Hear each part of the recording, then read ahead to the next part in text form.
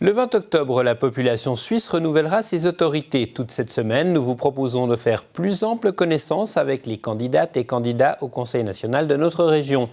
8 d'entre eux répondent toute cette semaine aux questions posées par des personnalités. Et ce soir, c'est un thème central de cette campagne, un thème qui a attiré des dizaines de milliers de personnes dans la rue cette année, qui leur est soumis. Je m'appelle Diane Lou, j'ai 15 ans et je suis élève au gymnase français de Bienne. Comme de nombreux jeunes, je suis prête à sacrifier beaucoup de mon confort actuel pour sauvegarder le climat et la biodiversité. Puisque vous aspirez à des responsabilités politiques, vous avez évidemment lu les derniers rapports du GIEC. Sur cette base, pour quelles mesures concrètes allez-vous vous battre pour nous assurer un avenir vivable ?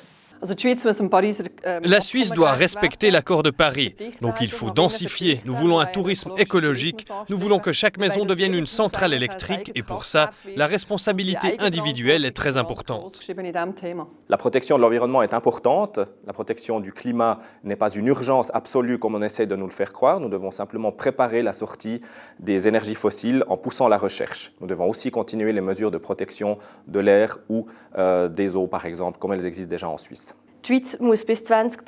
La Suisse doit être climatiquement neutre en 2030. Ça veut aussi dire que le secteur financier doit faire sa part en publiant ses investissements qui respectent le climat, mais aussi ceux qui lui sont nocifs. Je suis partisan de décréter une urgence climatique. Il faut agir. Il ne faut pas simplement dire que c'est la responsabilité individuelle, c'est le sort c'est l'État qui doit prendre des décisions, notamment par exemple pour taxer les billets d'avion. On a sauvé les banques, on doit pouvoir sauver le climat.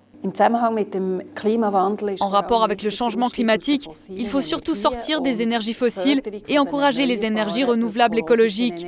Et pour les jeunes, c'est important d'encourager les transports publics. Ce qui est très important pour moi, c'est que le kérosène soit aussi taxé comme tous les autres carburants fossiles, qu'on investisse dans l'assainissement des bâtiments et qu'on restreigne notre consommation personnelle. Je soutiens pleinement l'initiative des glaciers et je m'engage politiquement pour que la Suisse soit climatiquement neutre d'ici 2050. Je pense qu'on doit tout faire pour promouvoir l'exploitation et le stockage d'énergie renouvelable. Pour moi, il faut en priorité produire de l'énergie renouvelable, l'éolien, le solaire et l'hydraulique. Il faut adapter la loi sur la construction, il faut des investissements des PME et de l'économie et soutenir la recherche et le développement de nouvelles technologies.